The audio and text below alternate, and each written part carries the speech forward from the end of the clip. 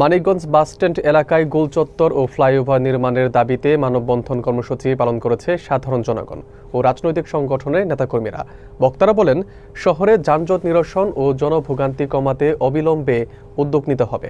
বিস্তারিত থাকছে মোবারক হোসেনের প্রতিবেদনে। মঙ্গলবার সকাল 10টায় মানিকগঞ্জ বাসস্ট্যান্ডে এ মানববন্ধন অনুষ্ঠিত হয়। এতে বিভিন্ন রাজনৈতিক সংগঠনের নেতাকর্মী ছাড়াও সাধারণ মানুষ অংশ নেন।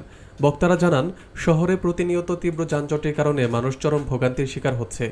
এই পরিস্থিতি নিরসনে শহরে প্রবেশপথে একটি আধুনিক গোলচত্বর ও প্রয়োজনীয় ফ্লাইওভার নির্মাণ সময়ের দাবি। মানববন্ধনে জেলা বিএনপির আহ্বায়ক কমিটির সদস্য গোলাম আবেদিন কায়সার প্রধান বক্তা হিসেবে বক্তব্য রাখেন।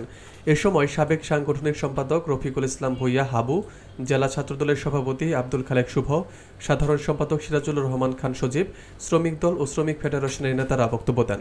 বক্তারা আরও বলেন, এই উদ্যোগ বাস্তবায়ন হলে যানজট নিরসনের পাশাপাশি জনদুর্ভোগও কমবে। মানববন্ধনে অংশগ্রহণকারীরা সরকারের প্রতি দ্রুত পদক্ষেপ গ্রহণের আহ্বান জানান। মানিকগঞ্জ শহর প্রবেশমুখে গোল চত্বর নির্মাণের দাবিতে আজকের এই মানববন্ধনের সর্বস্তরের জনগণ, ব্যবসায়ী, শিক্ষক, ডাক্তার সহ সকল স্তরের মানুষকে আমার ব্যক্তিগত পক্ষ থেকে এবং মানিকগঞ্জ জেলা বিএনপির বিপ্লবী আহ্বায়ক আফরোজা খান আমার পক্ষ থেকে সবাইকে আন্তরিক অভিনন্দন। একটা গোলচত্বর ছিল, সেই গোলচত্বরের দাবিতে আজকে জয়রা, মানরা, বাইসিল, উচুটিয়া, বৈতরা, লখন্ডা, সেওতা এবং মানুরা সকল ব্যবসায়ীদের মধ্যে একটা ভাগ করে ফেলেছে। কারণ এই পাশে লোক থাকলে ওই পাশে যত সস্তায় দিক কাপড় চোপড় কেউ কিনতে যায় না। এখন যে দাবিতে আমরা এখানে ঐক্যবদ্ধ হয়েছি, ইনশাল্লাহ আপনাদের এই দাবির সাথে মানিকগঞ্জ জেলা বিএনপির আহ্বায়ক আফরোজা খান একত্রতা পোষণ করেছেন।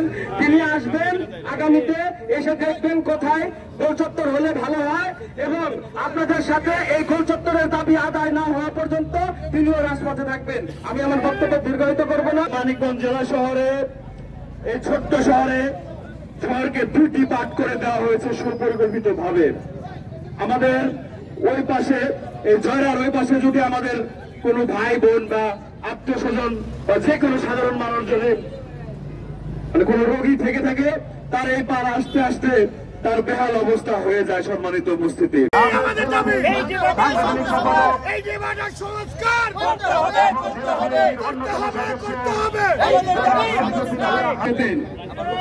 আপনারা যে ঐক্যবদ্ধ হয়েছেন, নিশ্চয়ই এদের ফল আছে। অবশ্যই দেখতে পাবেন অল্প দিনের মধ্যেই আমাদের মানিকগঞ্জের জেলা বিএনপির সংগ্রামী আহ্বায়ক আগেই চিন্তাধারা করছে, এখানে সুন্দর একটা কাজ করবে। আমাদের মানিকগঞ্জ একটি সময়ের দাবি, সারা মানিকগঞ্জকে একটি মেন জায়গাকে একটি ডিভাইডার দিয়ে ভাগ করা হয়েছে। এই যারা উপস্থিত আছেন, যারা বিটিআর সেলের যারা উপস্থিত আছেন, সবাইকে বলতে চাই, এই ডিভাইডার আপনি কি চান? আপনারা কি চান? ডিভাইডার তাহলে কি করতে হবে? সরিয়ে দিতে হবে। যারা মিডিয়া সেলের বাইরে আছেন তাদেরকে বলতে চাই, আজকে যারা সাধারণ জনগণ আছেন তারা কি বলেছেন আপনারা দেখতে পেরেছেন। আপনারা কি চান যে গোল চত্বর নির্মাণ করতে চান? আপনারা কি ওখান থেকে ওভারব্রিজ একটি চান? দেখেছেন আপনারা মানিকগঞ্জের সময়ের দাবি মাত্র। মানিকগঞ্জ বাস স্ট্যান্ডে আজকে দুইটি ভাগে বিভক্ত করে দেওয়া হয়েছে। উত্তরবঙ্গ এবং দক্ষিণবঙ্গ, এই দুই জায়গাকে ভাগ করে সাধারণ মানুষের চলাচল, স্কুল কলেজের শিক্ষার্থী, শ্রমজীবী, অসুস্থ বয়স্ক মানুষের চলাচলের বিঘ্ন অবস্থা সৃষ্টি হয়েছে। আমরা আগেও দেখেছি তখন কিন্তু আমাদের এখানে চলাচলের সমস্যা ছিল না দীর্ঘদিন আগে। দীর্ঘদিন পরে আমরা দেখছি এখানে ব্যারিকেড হওয়ার কারণে আজকে সকলেরই সমস্যা হচ্ছে। সেই সমস্যা নিরসনের জন্য আজকে প্রথমে আমরা দাবি জানাচ্ছি, এখানে মানিকগঞ্জে একটি গোল চত্বর প্রথমে করা হোক।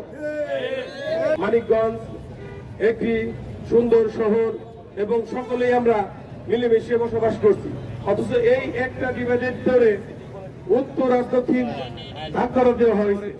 কারণ দেখেন, আমাদের মানিকগঞ্জে ইউরোর মধ্যে ছোট্ট একটা জায়গা, যে জায়গায় ফ্লাইওভার নির্মাণ করা হয়েছে, অথচ মানিকগঞ্জ জেলা শহর, এত ব্যস্ততম শহর, এইখানে কোনো ফ্লাইওভার দেওয়া হয় নাই।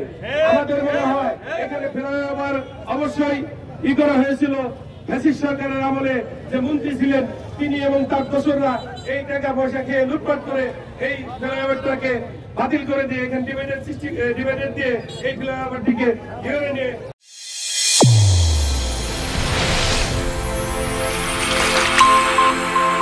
চ্যানেল A1 হৃদয়ের স্পন্দন।